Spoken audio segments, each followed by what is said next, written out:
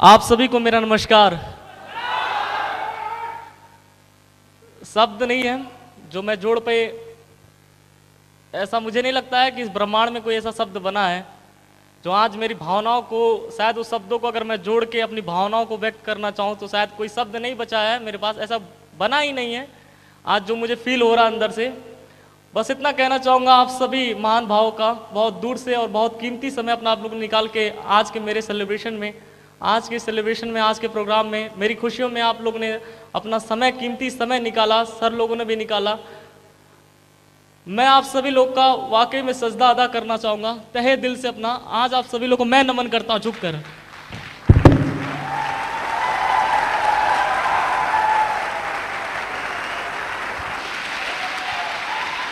Thank you. आज यहाँ शायद मेरी जिंदगी के जितने खास लोग थे सभी यहाँ मौजूद हैं। मेरी प्यारी सी टीम, मेरे प्यारे से दमदार लीडर्स, मेरी प्यारी upline, mentor upline, role model upline, active upline, mother upline, जितने थे सारे आज मौजूद हैं आज। और मेरे परिवार के मम्मी भाई बहन जितने अपने हमदर्द थे आज सभी लोग मौजूद हैं। बस अगर कमी है तो आज कमी इस बात की है कि आज पिताजी नहीं है मेरे, बस अफसोस है। Thank you. बस इस बात का अफसोस है कि आज सभी इस खुशी में शरीक हुए हैं, लेकिन बस उनकी कमी महसूस हो रही है कि शायद अगर आज यहाँ होते तो शायद आज का प्रोग्राम अगर शायद अगर सामने देख रहे होते तो शायद संपूर्ण हो जाता मेरा जीवन, कि आज शायद मैं कुछ कर पाया हूँ। ये जो भी हुआ है मेरे परिवार के सपोर्ट की वजह से और इस सिस्टम अपलाइन की वजह से। हर वक्त एक ही चीज महसूस होता है, कहते हैं जिस तरह घर पे अगर 4 परिवार है, अगर छत ना रहे और आदमी रोड पे घूमे, रात होगा, दिन होगा, बारिश होगा, ठंडी होगा, आप उससे जाके कभी पूछना कि जिसके सर पे छत नहीं है, जब बारिश आता होगा तो कैसा महसूस होता होगा, जब ठंडी लगता होगा। Thank you.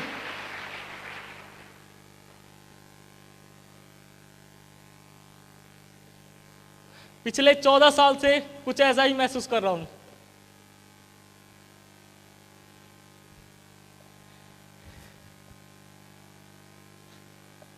सब कुछ खुद ही करना था जीवन में। जब 7-8 साल के लगभग थे तो पिताजी तो दुर्भाग्य था मेरा, कितना दिन सर पिताजी का साथ था।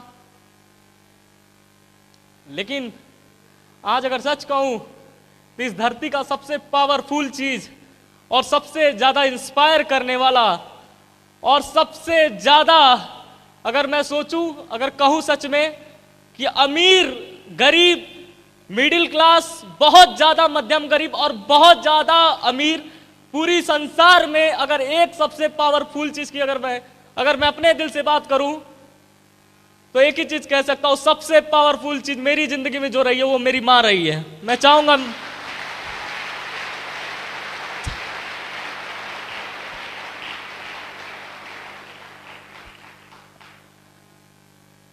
हर वक्त कभी पिता की कमी महसूस नहीं होने दिया,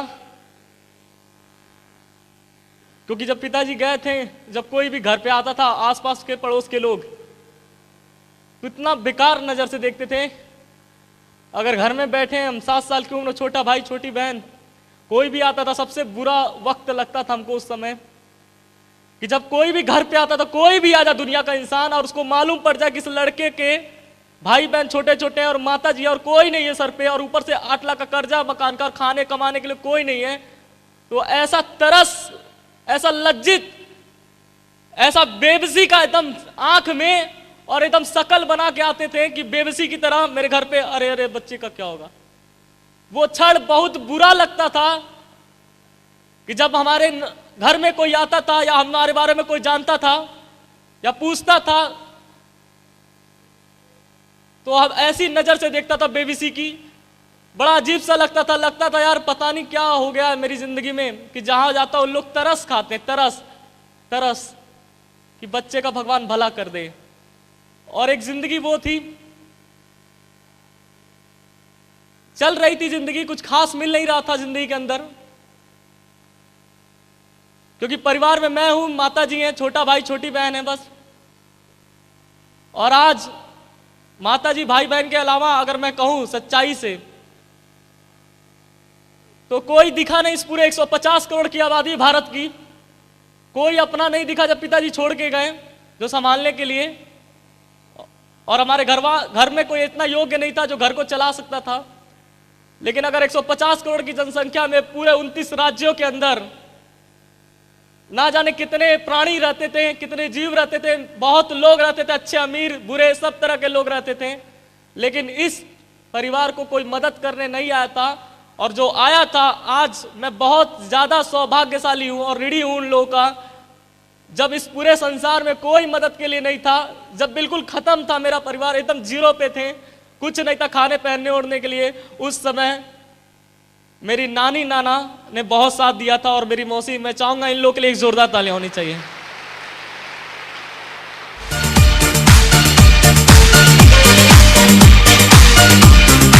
थैंक यू।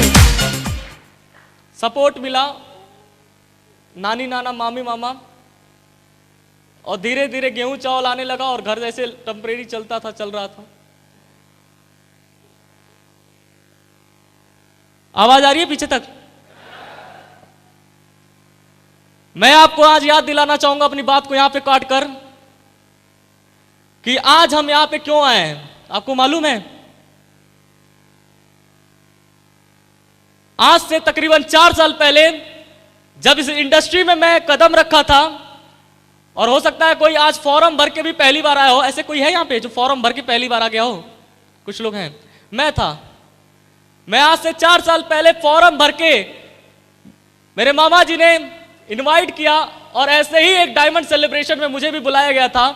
और मुझसे, जैसे मैंने आपसे पूछा कि आपको मालूम है आज यहां पे आप क्यों हैं, तो आप इस बात से भी अनजान हैं, लेकिन मैं उस दिन अनजान नहीं था, क्योंकि जो मुझे बुलाने वाले थे आज से तकरीबन 4 साल पहले, जब बुरी स्थिति थी, कुछ नहीं था जिंदगी में, ये पट्टा सूट टूट कुछ नहीं था, उस समय केवल अंदर एक जान बची थी। उस जान को ऊपर एक शरीर था, इस शरीर को बनाने के लिए दिन रात खोज रहा था कि कुछ रास्ता मिले। और सेफ शॉप जब जिंदगी में आया, समझ में बिल्कुल नहीं आया, कुछ सब ऊपर से निकल रहा था, क्योंकि देश दुनिया के बारे में कुछ मालूम नहीं था।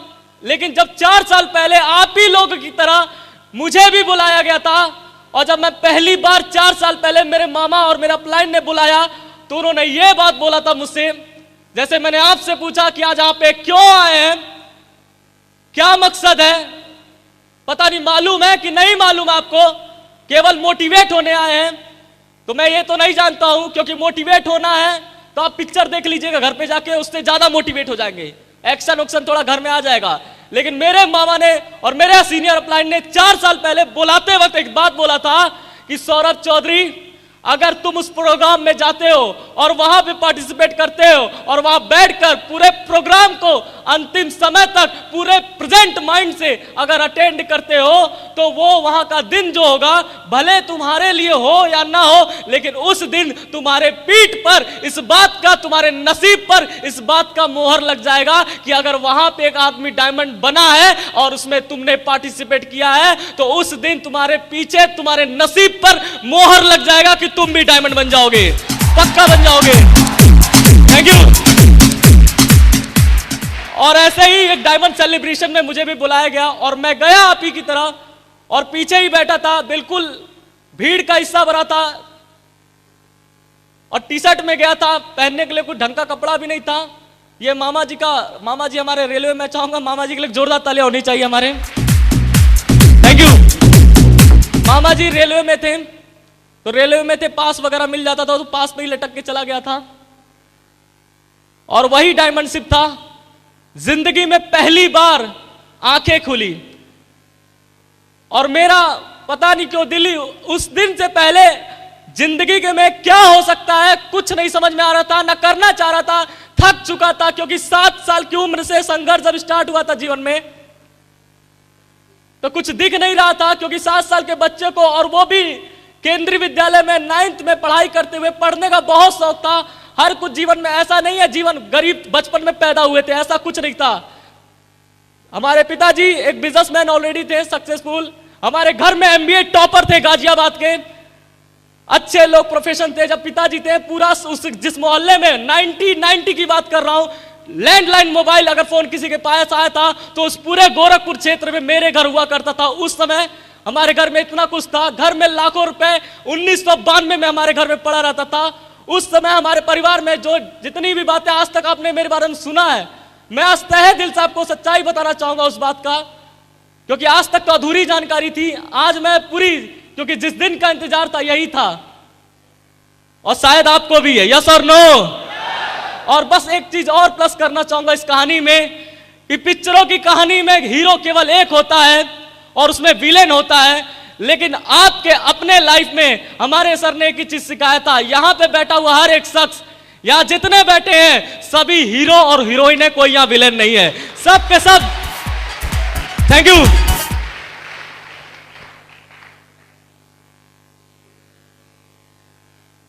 प्लान मिला 4 साल पहले, समझ में नहीं आ रहा था उस उम्र में। पिताजी जब थे तो सक्सेसफुल थे, मकान वगैरह सब कुछ था, फर्स्ट क्लास जिंदगी चल रहा था, अच्छे स्कूल में पढ़ाई कर रहे थे। जिस वीडियो गेम जो खेलते हैं लोग, हमारे घर पे दूर दूर से बच्चे आते थे खेलने के लिए, किसी के पास नहीं हुआ था वो वीडियो गेम 30-30 हजार रुपए का सन 2003 के अंदर हमारे घर में हुआ करता था। सब कुछ जिंदगी में था, कोई चीज की कमी नहीं थी। लेकिन पता नहीं क्या ईश्वर को मंजूर था, कुछ पता नहीं चला कि अचानक एक दिन ऐसा था कि जब मैं स्कूल से पढ़ के आया, सब जिंदगी बढ़िया चल रही थी, अच्छे से गुजर रहा था। हमारे घर में मेरी माता जी थी, चाचा चाची थी, माता जी थी, पिताजी थे, सब चल रहा था। पिताजी अपने बिजनेस करके आए और मैं स्कूल से जब पढ़ के लौटा, 4th क्लास में था मैं, जब स्कूल से लौटा उस दिन, तो एक ऐसा दिन था 27 नवंबर 2003, मेरी जिंदगी का सबसे बुरा दिन। पता नहीं क्या ईश्वर को मंजूर था उस दिन, कि उस दिन जब मैं स्कूल से लौटा तो बहुत बुरी खबर सुनने को, मतलब ऐसा लगा कि क्या हो गया। अचानक से बिल्कुल जमीन नीचे से हट गया और बिल्कुल समझ में नहीं आया। सब लोग घर में रो रहा है और बाद में देख रहा हूं पिताजी तो नहीं रहे। और मरने को भी क्या कहा जाता है, मर कैसे गया आदमी, ये भी समझ उस उम्र में नहीं था। बस लोग रो रहे थे, ये समझ में आ रहा था कुछ खराब हुआ है। मैं और मेरी भाई बहन किनारे बैठे हुए थे, लोग ऐसे कार्यक्रम चला, खत्म। फिर जिंदगी वहां से एक नया मोड़ ली। जिंदगी में बहुत अच्छे दिन देखे थे, बहुत अच्छे, बहुत खुशियां थी परिवार में। केंद्रीय विद्यालय में पढ़ाई कर रहा था, अच्छा चल रहा था जिंदगी में, किसी चीज की कमी नहीं थी। लेकिन एक झटके में 27 नवंबर 2003 में एक दिन में सब खत्म। जैसे ही पिताजी गए, कुछ लोन कर्जा पता नहीं कहां कहां से अचानक से आ गया, जो प्रॉपर्टी था वो भी गया, कई जगह का पता ही नहीं चला कहां चला गया सब, क्योंकि पिताजी के जाने के बाद कोई संभालने वाला नहीं था। लेकिन सौभाग्यशाली था, आज मैं ऋणी हूं मेरे पिताजी और आज यहां बैठे हुए सबके। आज पहले एक और इंसान है जो आज वो भी दुनिया में नहीं है, लेकिन मेरे पिताजी के जाने के बाद उन्होंने मेरा पालन पोषण, मेरे परिवार की जिम्मेदारी उठाई थी, और मैं आज उनको सच सच प्रणाम करता हूं। मेरे चाचा जी, जिन्होंने मुझे, जब कोई नहीं समाप्त हो गया था तो उन्होंने कुछ दिन सहारा मेरा बना था। लेकिन पता नहीं क्या हुआ, 2006 जुलाई, कुछ ऐसा वक्त आया कि वो भी लीड कर रहे थे, थोड़ा थोड़ा घर को चला रहे थे, जितना उनसे हो पा रहा था वो भी अपना काम करके, बिजनेस करके अपने परिवार को भी चला रहे थे, मेरे परिवार को भी चला रहे थे, उसी घर में रहकर। पढ़ाई बहुत ज्यादा सौभाग्यशाली हूं कि अगर आज मुझे कुछ आता है इंग्लिश में, हिंदी में, कुछ भी, केमिस्ट्री, मैथ, कुछ भी आता है तो मेरे चाचा की वजह से आता है। मैं चाहूंगा एक जोरदार तालियां मेरे चाचा जी के लिए भी। पिताजी के जाने के बाद वही सहारा बने, कुछ दिन तक चला। लेकिन दुर्भाग्य से एक वक्त ऐसा भी आया कि उनका भी साथ छूट गया, उनको भी एक बीमारी लगी और वो भी नहीं रहे, स्वर्गवास हो गया उनका भी। और उनके जाने के बाद तो तहलका ऐसा मचा परिवार के अंदर कि जितनी मैंने अमीरी देखी थी, जो चांदी के बर्तन में खाया करते थे, जो भोकाल था, जो रौब था उस समय का, घमंड था अंदर, घमंड तो नहीं बोलेंगे लेकिन हाँ बच्चा था, साइकिल था, सब कुछ था, तो दूसरे बच्चों को दिखाता था बहुत और अच्छे से खुल मिल के रहता था, मजा करता था, नहीं जानता था कुछ। लेकिन जैसे चाचा जी भी जब चले गए तब तो बिल्कुल विपरीत, इतना ज्यादा अनाथ की तरह लगा। चाची जी अपना परिवार लेके किनारे, वो अपने मैके चले गई, अब बचे हम और मेरी मम्मी और मेरी छोटा भाई और मैं और बहन, 4 परिवार केवल बचे थे उस परिवार में। और सब लोग जितने अपने कहने वाले लोग थे, केवल इतने ही नहीं, मेरे खानदान का खानदान और बड़ा था, और भी लोग थे जो बोलते थे अपने हैं। जब पिताजी थे कमाते थे तो सब थे अपने, लेकिन जब पापा और चाचा दोनों गए तो जो अपने कहने वाले थे वो सपनों में भी अब नहीं नजर आ रहे थे, सब के सब छोड़ के भाग चुके थे, कोई ना कोई नजर। क्योंकि लोग अगर मेरे दरवाजे पे आते ना तो सबको मालूम, अगर आप लोगों में से कोई भी आता ना, सच कह रहा हूं उस समय की स्थिति परिस्थिति इतनी डैमेज थी कि अगर आप मेरे घर में आके बैठ जाते ना, आपके घर में अगर आपके जेब में 1000 रुपया भी होता ना, आप निकाल के दे के जाते हैं, तरस खा के जाते हैं। कुछ ऐसी खराब स्थिति चल रही थी, क्योंकि जब सब खत्म हो गया तो ऊपर से 8 लाख का कर्जा था मकान का। हम लोग तो अभी ये भी नहीं जानते थे, अभी तो सब सदमा लगा ही था। लेकिन कुछ दिन के बाद, 6 महीना बाद एक नोटिस आया घर पे, और नोटिस में पता चला कि जिस मकान में हम अपना समझ के, अपने पिताजी का समझ के हम रह रहे हैं, वो मकान भी अपना ही नहीं है, वो भी लोन पे 8 लाख का सरकार का। और उस समय तीसरा झटका लगा कि पिताजी तो गए ही गए, लेकिन साथ में इतना बड़ा लोन, 8 लाख का लोन छोड़ के गए, और कमाने वाला कोई नहीं, समझाने वाला कोई नहीं, बताने वाला भी कोई नहीं था।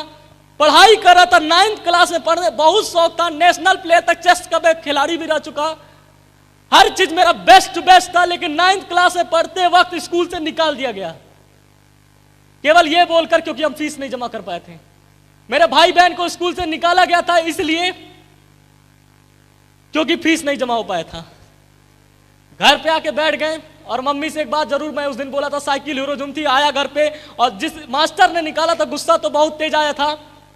लोग कहते हैं कि यहाँ इंसान ही इंसान के काम आते हैं, वहां इतना उसको जाति प्रमाण पत्र, आय प्रमाण पत्र, स्कॉलरशिप के लिए मैंने सब दिया था कि स्कॉलरशिप पे पढ़ा देगा, कुछ नहीं किया। और घर आ गया, और घर में आया तो माता जी को उसी दिन बोला, और आज भी आपसे कह रहा हूं कि जिस दिन वो आया था लौटकर वापस स्कूल से, उसी दिन के बाद कभी स्कूल का मुंह नहीं देखा, ना विद्यालय ना कॉलेज का।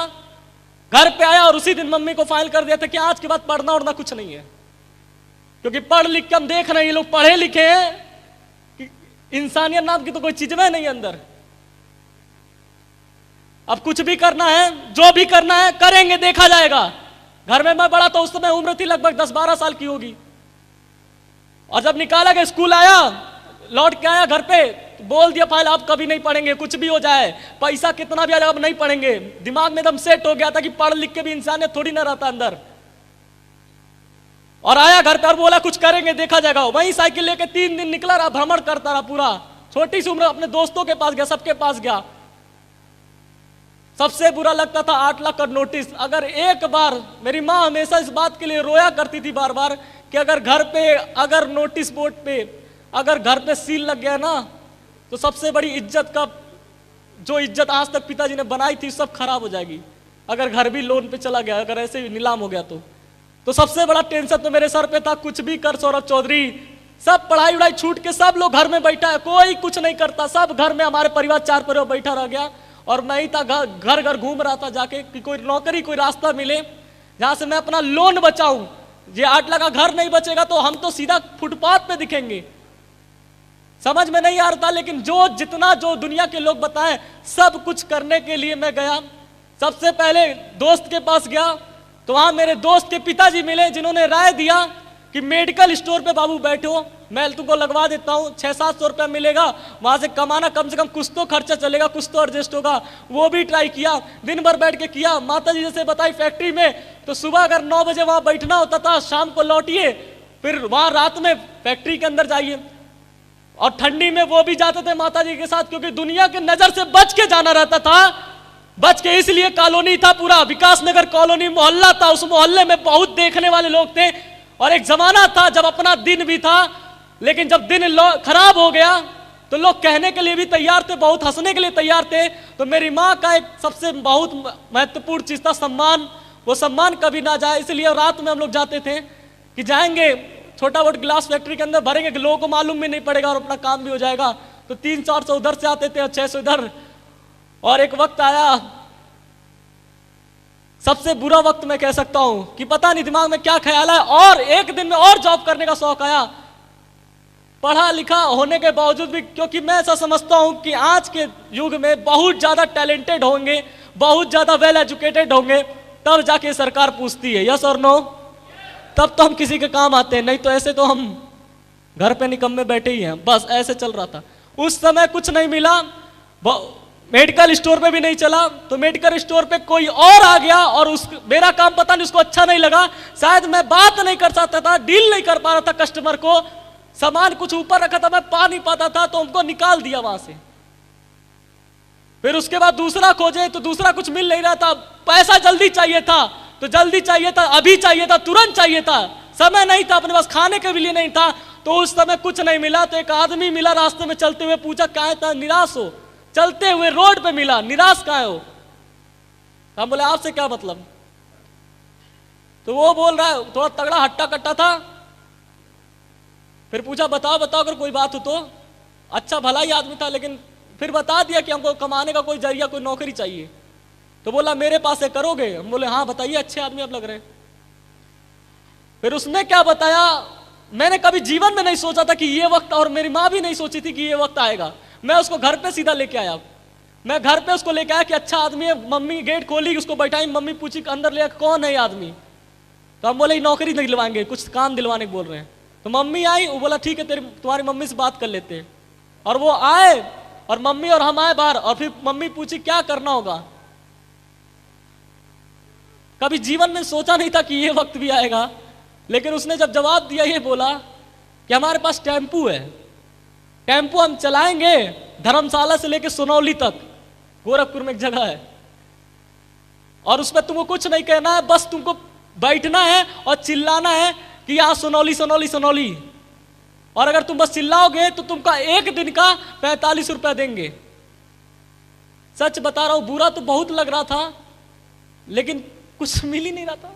चलते हैं, इसको मना लिया, कोई दिक्कत नहीं है, और माता जी को बताया भी नहीं, चला गया एक दिन। ये बोली छोड़ दो मत करना, कोई जरूरत नहीं है। लेकिन हम तो गए, हमको तो पाना है भाई, 45 रुपया आएगा कम से कम, वही तो है दिन का। और मैं गया, अपना चिल्लाना आ नहीं रहा। दुर्भाग्य से जब पहले ही दिन गया तो पहले ही दिन उस रूट पे निकला, और पहले ही दिन में मेरा दोस्त मिल गया उसी टेम्पू पे। वो ट्यूशन कोचिंग पढ़ के, मैक्सवेल कोचिंग है राजेंद्र नगर, वहां मिल गया। और वो जब मिल गया तो अब मैं कैसे चिल्लाऊं? चिल्लाऊंगा तो लटूरा जान जाएगा और मजाक उड़ाएगा फिर जाके स्कूल में।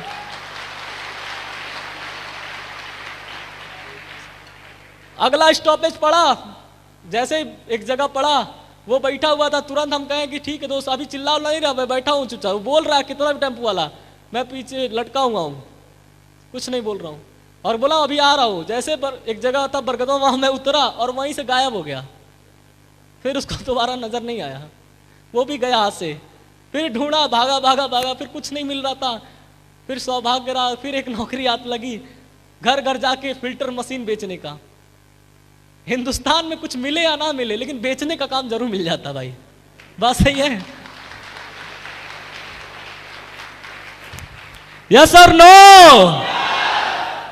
याद रखिएगा, जब भी जिंदगी में कुछ अच्छा और बड़ा होने वाला रहता है, दो ही चीज सर पे भारी होता है, या तो सरस्वती माता भारी पड़ेंगी, या तो शनि महाराज घूम रहे हैं, आपको दिखेंगे नहीं, लेकिन हो सकता है अभी भारी पड़ सकते हैं आप पे सर पे। सरस्वती पड़ गई तो कल्याण है, और अगर शनि पड़ गए तो जो है वो तो गया ही फिर आपका। एक्साइटेड है? पता चलना चाहिए कि आज से, आज का जो डेट है, इस डेट को माइंड के अंदर सेट कर लीजिए। और मेरा यहां पे कोई अलग से किसी और कहीं और की टीम नहीं आकर, ये अपनी टीम है। इस अपनी टीम में दम हो या ना हो, लेकिन मैं आप सभी से बैठे हुए सभी से वादा कर रहा हूं, अगर आप मुझे नहीं जानते हैं तो आज जान लीजिए, मेरा नंबर है, किसी से भी ले लीजिए या मैं आप तक आ जाऊंगा, ये मेरी वादा रहा आपसे। लेकिन इतना जरूर वादा करता हूं आप सभी लोगों से कि यहां जितने लोग बैठे हैं इन सभी से वादा है, अगर वाकई में खून लाल है और मां ने अगर दूध पिलाया है और 2 हाथ 2 पैर और दिल में छेद नहीं है, तो मैं अपनी तरफ से वादा करता हूं आप सभी लोगों से, आप भी अपने तरफ से कर लेना होगा, करना होगा, कर लीजिएगा, वरना मैं तो करने के लिए तैयार हूं, 2 साल आपके साथ डटने के लिए तैयार हूं। यहां बैठा हुआ नीचे से लेकर ऊपर तक, टेढ़ा मेढ़ा, दाएं बाएं, छोटा बड़ा, काला पीला, जैसा जो समझते हैं अपने आप को समझ लीजिए। लेकिन यह सौरभ चौधरी का वादा है कि यहां जितने लोग बैठे हैं, मैं गारंटी लेता हूं आप सबकी, जहां जाना पड़े, जो करना पड़े, अगर मेरे गुरु ने यहां तक इस डायमंड का पट्टा पहनाया है, और मैं ऐसा समझता हूं कि 24 साल की उम्र में एक लड़का था भगत सिंह, अगर भगत सिंह 24 साल की उम्र में बिना मतलब का, कोई निजी स्वार्थ नहीं था, बिना मतलब का 24 साल की उम्र में देश के नाम के लिए शहीद हो सकता है, तो मैं आज इसी मंच से वादा कर रहा हूं आप सभी लोग से कि ये जिंदगी आप सबके डायमंड बनाने के नाम मैं आज लिखता हूं 100%।